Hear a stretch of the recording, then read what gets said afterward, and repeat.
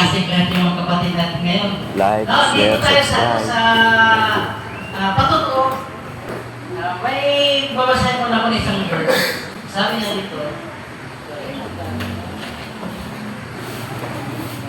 sabi dito sa 1:15, sabi dito, at pagpatuturin kayo tungkol sa akin sapagkat kasama na ninyo ako buhat pa sa simula. Amen. Amen?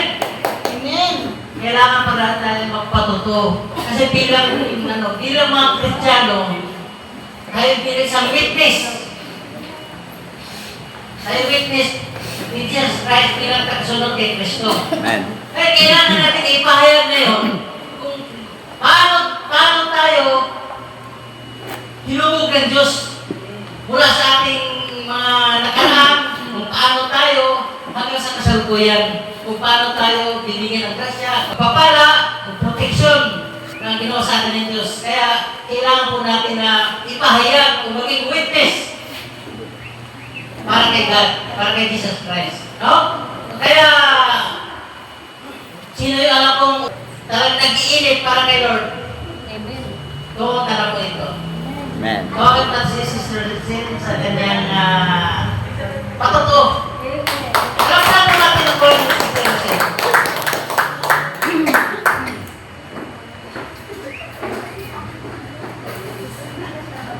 Magandang umaga sa inyo lahat. Amen.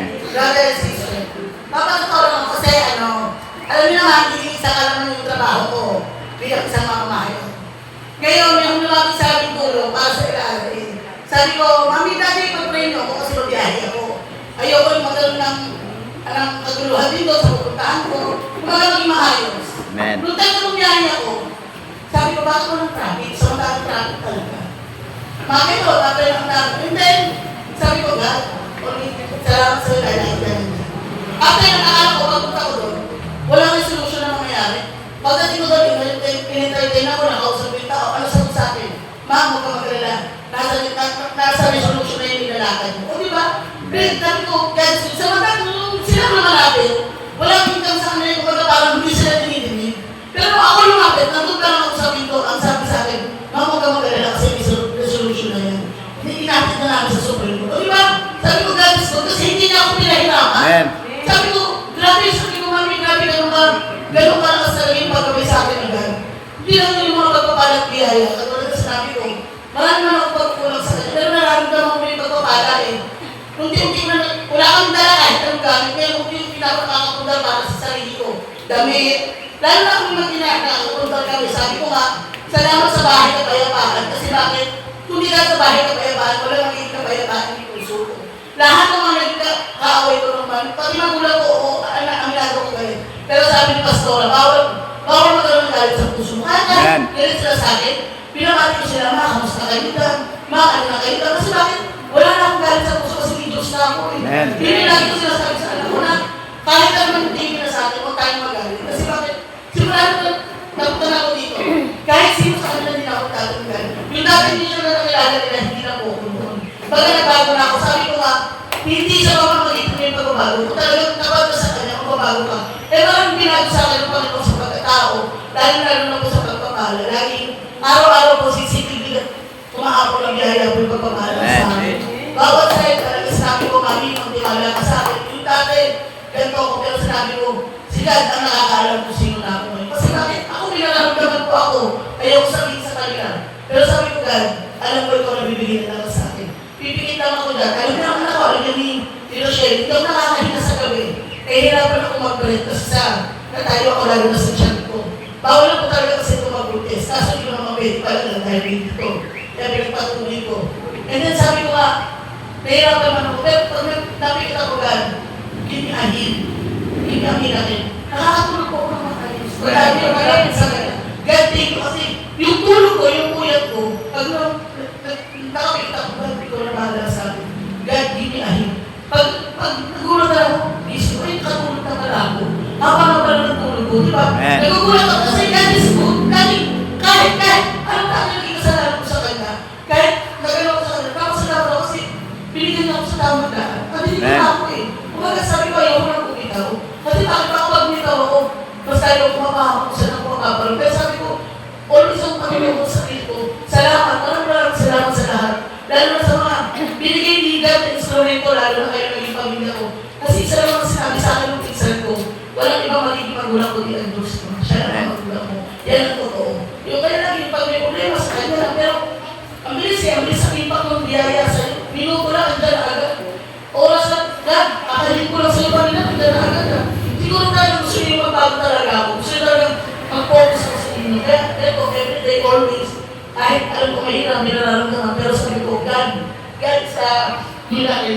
sabi ko, thank you God, kasi yung hinga ko, yung nararamdaman ko sa sarili ko, pag nasa church ako, wala na po yun. Thank you Amen. po, God. Salamat. Amen, no? Napakabuti talaga ng Diyos sa buhay ni Sister Michelle. Michelle pala to, Rochelle naman pala yung isa. Nalilito ako, sorry. No? Salamat doon, pinakita lang talaga kung paano kumilos ang Diyos sa buhay ni Sister Michelle, no? Alam natin na kung ano yung pinagdaanan niya tungkol sa magulang, no? Talagang napakabuti ang Diyos. Kaya siya bilang saksi or witness sa ginawa ng Diyos sa kanya, kaya nagpatuto siya. Kasi, Amen. kumbaga suskado, Your Honor, salamat sa iyong patuto. No? O, sino namang sunod na, pinagpala ni Lord? Next, palapan mo natin si Lord. Amen. Salamat po sa Panginoon. Ako din po ay nais ko rin po magpasalamat na siyempre hindi ko rin sa lahat na ako po ay galing sa magandang karamdaman. Ngunit alam niyo po, kulang man sa pinansyal, pero alam niyo po ang pagpapala ng Panginoon ay nariyan na. Alam niyo po, ang pagpapala ng Panginoon, ngayon po ay ang kagalingan ng ating mga pangangatawang lupa. Iba po, kaya alam niyo po ang pagpapala ng Panginoon. Sabi niyo po sa akin kanina nga, dahil talaga ang pagpapala ay manatili sa ating lahat. Yun lang kung manatili po tayo sa Panginoon. At yun, alam niyo po, ang ating mga buhay, kapag nilapit po natin sa Panginoon, ano man po yung mga naramdaman natin, doon talaga, tuloy-tuloy na po yung inaalis sa ating mga buhay. At ang kagalingan ay siyang ating nararanasan. Di ba po kaya yun, salamat po talaga sa ating Panginoon, na nagpapasalamat po ako talaga na meron po tayo siya na madali nating kapitan para sa ating mga karamdaman. Kaya yun, salamat po sa ating Panginoon na talagang siya lamang po ang nanatili nating mga buhay. Salamat po sa Panginoon. Amen.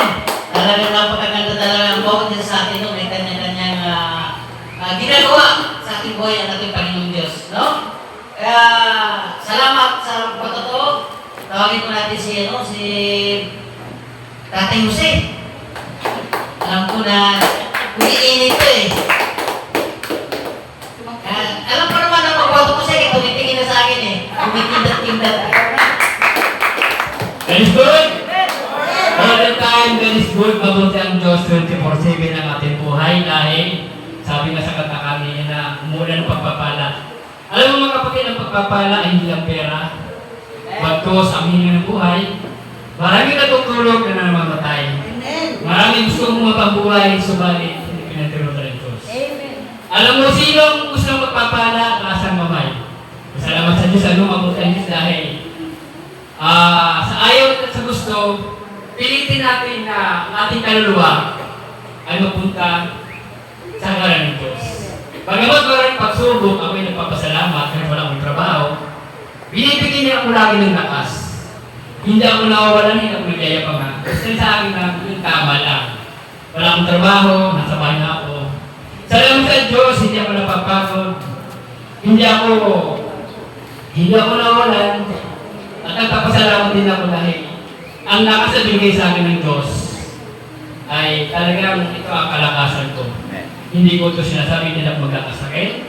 Hindi ko sinabi na ako yung hina. Ang hina naman sa lang. Pero 24/7 ng ating buhay, ang Jesus my life, iniingatan, pinagpapala, kahit wala kang pera, nakakita ka, kaya mong umita lang, gantimpala ng Diyos. Mayroon kang paningin, mayroon kang lasa, at hindi sa lahat, sa totoo ng mga kapatid. Unahin talaga natin ang kahit ng Diyos.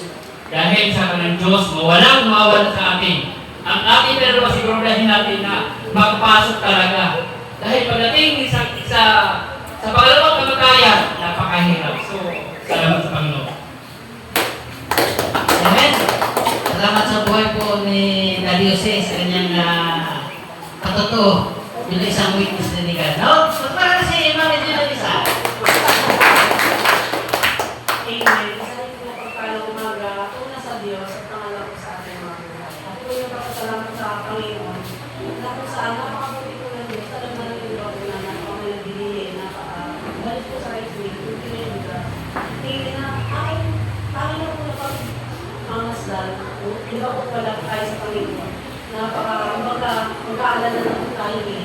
Pero dahil na sa Panginoon na po tayo, alam mo naman sa buko ng Genesis 2:15, na inalagay ng po ng Diyos, ang nilagay ni Yahweh ang tao sa halaman ng Eden upang pakiyamanin at pangalagaan. Amen. Sabi ko, galing ni Lord, kaya napakapalag pala talaga natin nandito tayo. Kasi nasa harapin tayo ng Eden. Amen. Tingnan niyo po pala. Mula po kami ang kasama sa Panginoon, di ba po kami nakakatrabaho kami na kami nakakatrabaho. Nung kami po ay nandito na tayo sa Jesus is my life. Nandito na tayo sa Diyos, nakilala natin yung Diyos. Dahil ko yung aming buhay. Mahal ang bilihin. Hindi lang yung bigas na mahal. Pero hindi ko namin naranasan yung kasama. Pagkita na namin yung galing na. Kaya nga po talaga tayo. Ang plano ng Diyos sa atin lang po. Kasi tayo magkalala. Tapos diba po tayo ngayon lang dito na sa Panginoon. Ito na tayo. Tapos tayo palis na sa halaman na tayo din. Pagyayamanin na tayo at pagpapalain. Diba, kumbaga lang, parang tinitingnan pa niya eh. Kumbaga, ito anak na to, pinapakarap naman niya eh. Pero kung ikaw eh, hindi ako ikaw nakakita pa. Dapat ka sa kanya, ano ba niya, nagpuputong ka nga, nawawala. Pero nakita niya nandiyan ka, ang pagpapala, grabe. Kaya sabi ko, lagi yung mga sinasabi ng mga leaders, kasi pastor, kami mga sinasabi niya, na-miss talaga ako kasi pag narinig ako na nagsasalita ako, naniniwala ako talaga eh. Totoo yun lahat ng iyong masingin. Dahil diba, ako po nagbawasan na ako ng Bible, na sabi ng pastor, ang Bible, ang magandang balita ay makapangyarihan. Kaya yung penetration niya, totoo kasi nangyayari ko yan sa aking buhay. Kaya nga po talaga pagbabasa ng Biblia, yan talaga yung nakakalakas. Amen na yung kung lahat ng iyong ay sa Diyos po yung nakakapagpapalit. Salamat po sa buhay ni Sister Ginalis, ano? Talagang ganun talaga ang buhay. Kailangan din natin ipagpapalit ng ating yung gawain natin sa mga ibang araw kaysa gawain ng Diyos. Kasi napakahalaga po yan sa ating buhay. Kasi kailangan po sa atin yan. Kasi tulad nung Tekwito pagkagawin na hindi niya pinagpalit yung Sunday para sa kanyang trabaho. Pagkos binigay sa kanya ng Lord, nagdubli-dubli pa yung sahod.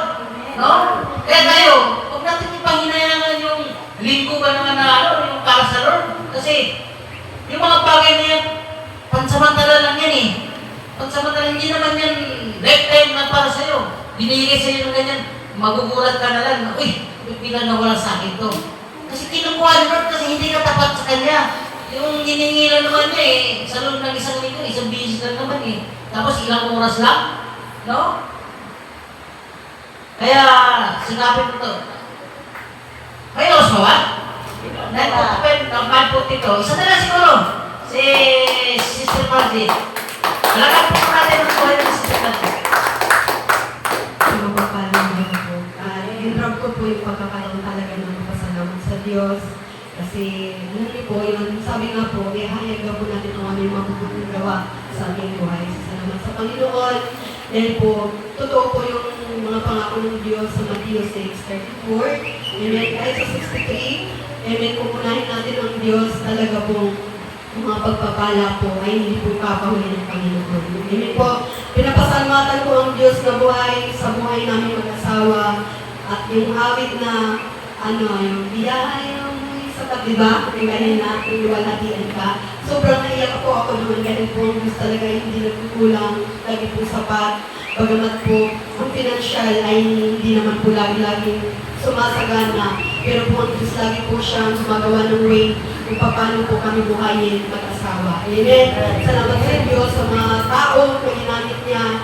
Bagamat po nung Friday, dinabi po ako. Pero salamat sa Diyos dahil po hindi po nililimit ng Diyos talaga. Sabi nga po, meron nga po nagsabi sa akin, iba talaga pag malakas sa nakakataas daw. Sabi ko, malakas ako kay Lord. Amen. Kaya po hindi po nililimit ng Diyos lahat ng mga pagpapagal. Kung dito man po sa lupa, meron tayong pagpapagal sa ating trabaho, hindi po nililimit ng Diyos.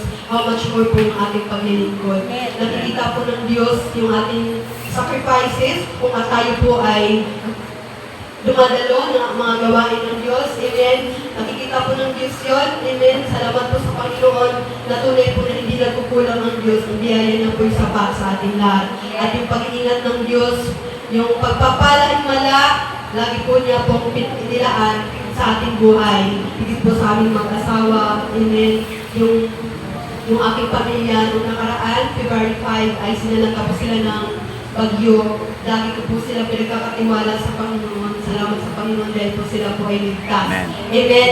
Maraming salamat sa Diyos sa buhay. Amen. Yung pag-iingat gabay niya sa aming buhay mag-asawa, sa aking pamilya. Yun lamang po. Maraming salamat sa Diyos po. Amen. Napakabuti talaga Diyos sa buhay ng mag-asawa na to. Kasi nakikita ko sa kanila kung gaano sila ka-sincere sa paglilingkod sa ating Panginoong Isus. No? At nakikita ko na si Brother Sunny galing sa trabaho, tapos pag-uwi, pupunta sa Santol, talagang, yung meron siyang dedikasyon para paglingkod sa Diyos. Kaya sabi nga dito sa, Marcos 16:15,